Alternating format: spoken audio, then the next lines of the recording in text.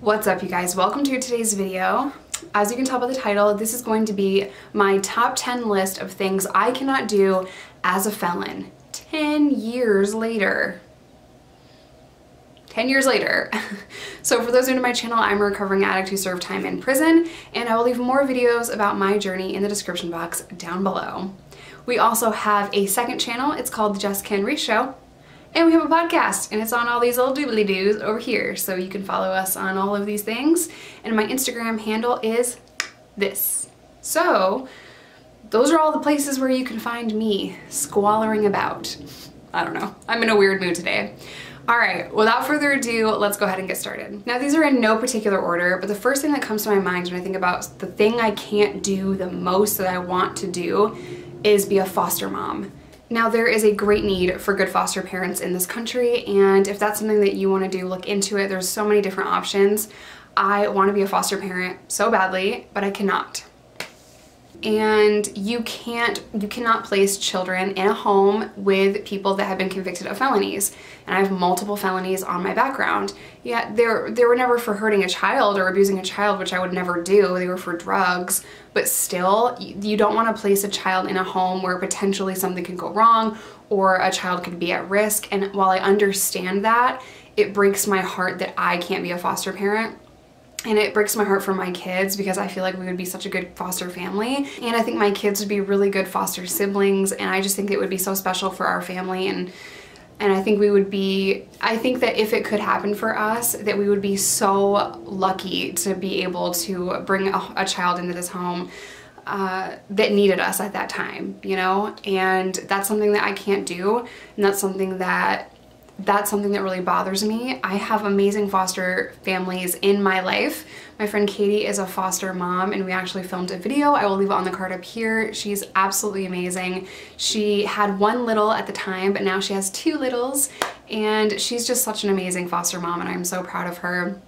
Micah's old foster family, they are also in our lives, and they're amazing people as well. And you know, I love that I get to see their journey. I just wish that I had a foster journey as well. But that is not a reality for us. We just can't do it. So I have to kind of come to terms with that, and I have to accept that, and I have to be okay with that. Now, the second thing that I cannot do is I cannot be a respite caregiver. Now, what the heck is that? So in foster care, there is something called respite care. It's essentially the babysitter of foster families. So if you're a foster mom and you need to go away one weekend, or you have a trip that the foster child cannot go on, or you just need a break, because all parents need breaks, we're not machines, then the baby would go to a respite home. So I would essentially be a babysitter for foster kids, which, oh my God, how fun does that sound, right? So if you did not know, you can be a full-time foster parent, or you can be a respite caregiver or babysitter for like a weekend or a week or whatever, or a day here or a day there.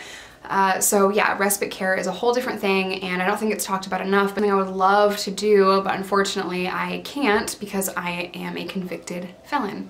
Number 3, as of right now, when I am filming this video in June of 2020, I cannot vote. Now, I previously lived in Arkansas. We moved to Chicago. Arkansas denied me, and I could not vote per Arkansas state law. They actually laughed at me, so that was a good day. I have not applied to vote in the state of Illinois, and that's because I'm lazy and I haven't done it yet, but I'm gonna try to see if I can vote in the state of Illinois, and I'll keep you guys posted. I might be able to vote. It's just not something that I have gotten around to yet, and I've been talking about it for an entire year. I swear I will do it. I swear I will. Number 4. I cannot own a firearm. Now, why do I need a firearm? Now, I don't need a firearm. I don't need it, technically, but in America, under the Constitution, I should be able to own a firearm and protect myself. I have the right to bear arms. Well, when you're a felon, that right is taken away. You no longer have the right to bear arms, and that sucks because, you know, it just does. I feel like I don't need any more explanation. I feel like I don't need to explain that one any further, but these are things that I can't do forever. I can't get my record expunged because it's serious. I can petition to restore my rights, but because of how many felonies I have, I don't know if they would, honestly. But I can file a motion to have my rights restored. I just have not done so because it is my understanding that a drug trafficker and violent offender. I have assault, I have gun charges. I feel like they're not going to restore my rights. You be the judge, I don't know. Okay, so number 5, I cannot visit my friends in prison. Now, this is like something that just really irritates me. This is not like a huge inconvenience to me, but this is something that makes me sad. I can't go visit my friends in prison. I might be able to visit a county jail here and there, but I can't go to prison. I can't go to federal prison, I can't go to state prison, and that is because I am not the family member of a person that's in prison. And the prison has pretty ridiculous rules in that felons cannot go back to that prison and visit unless, you know, it's a family member. And they do verify if you are a family member or not. I even had my good friend not be able to write me letters or receive letters from me because I had been to an Arkansas prison. Like, Arkansas is crazy. It's like a whole nother world, man, I'm telling you. So my friend was serving time in, well, it wasn't really prison. They call it prison, but it was RPF. It's prison, but it's like rehab. It's like a prison rehab program. So I don't really call that prison. I don't know, I'm rambling. But I could not write her and my letters were sent back because I'm a felon, and that sucks because I always want to write and support people that violate parole or that are my friends or whatever, and I'm a big fan of the whole writing and supporting people that you know in prison just with letters so that they feel less alone. So yeah, sucks. I cannot physically visit my friends in prison. Number something, I lost count. There are so many jobs I cannot have because I am a felon. Now, like, I can't work at a bank because I'm a felon, so obviously I'm gonna rob a bank. Kidding. I can't work in a lot of offices. You guys would be shocked to learn how many jobs I've been turned down for, like JB Hunt, BNSF, Transplace. These are jobs in transportation that I wanted back in the day, and because no one wanted to hire me, I decided to get my bachelor's degree, and then eventually I started YouTube. So what's up? I took my own path because I was boxed out of so many different things. So that is absolutely ridiculous to me that I can't work in an office. Bro, what could go wrong with me working in an office? If it doesn't work out, fire me, but give me a chance, you know? And I wanted a sales role at these companies, and I'm good at that. I'm good at sales. I would have been good for that job, and I would have shown up earlier than everyone. I would have stayed later than everyone. I would have worked 10 times harder because I would have been so grateful for the opportunity. So if you're not hiring felons with drug crimes because you are stereotyping against them, please understand that you and your company may suffer, and you might have missed out on an amazing opportunity to hire someone that would have worked 10 times harder than anyone that you have there. Someone that has amazing street smarts, which is so undervalued in our society. Someone that would have been your freaking top salesperson. You might have missed out on that person. As many of you know, I can't rent in a lot of areas. I can't rent an apartment, and that sucks. Before Reese and I built our credit and saved money, and, you know, Reese got a better job and promotion after promotion, and he's done very, very well in the last, you know, 6 years, 7 years, however long we've been together. Before that, it was very hard to find a place that would rent to us if my name was on the lease. Now Reese, my boyfriend, did drug court and completed drug court, and he is not a felon, but my name couldn't be on anything ever. So it sucks, but it's very strange. I can't rent in so many places and they'll turn you down, but I can have my name on my deed. We bought a house. I'm on the deed because that's okay. So if I have money enough to buy a house, I can be on the deed. But if I'm like struggling and at the freaking bottom, I can't rent a shitty apartment somewhere, like, explain that to me. Everyone wants to see a comeback story, but no one wants to help on the come up. Everyone wants to see you doing successful after prison, but no one wants to give you a fucking job or rent you an apartment. Help me understand. You guys see me doing very, very well now, and my personal success cannot be attributed to some corporation somewhere. It can be attributed to you guys.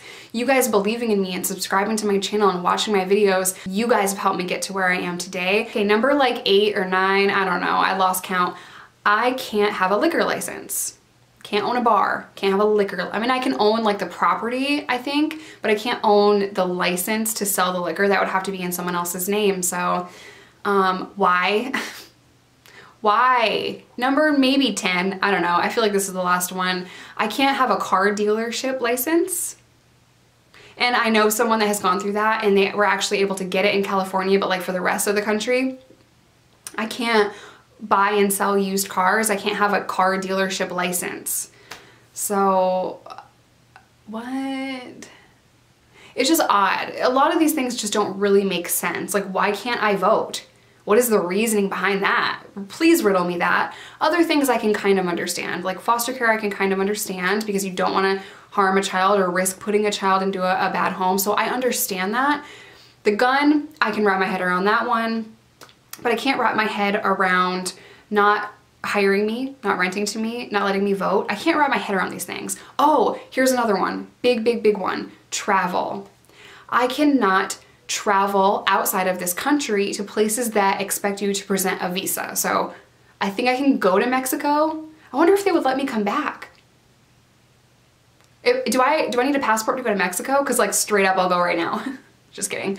I think I can go to Mexico. I know I can't go to Canada. Canada does not like felons. Y'all, I have a lot of people from Canada that watch my videos and I would love to come see you guys, but your country doesn't like me. So, not me specifically, but felons, so I cannot come to your country. So yeah, I can't travel internationally to certain places until I'm approved for a passport. Now I do know of certain felons getting approved for mission trips and things like that.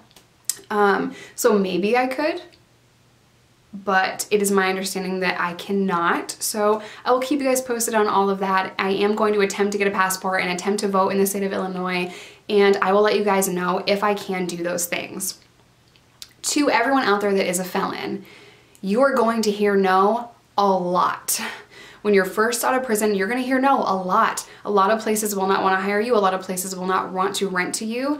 It is my personal advice that in interviews, you're honest. You tell them, look, I'm a felon, but I will work harder than anyone else here and just give me a chance. If it doesn't work out, fire me.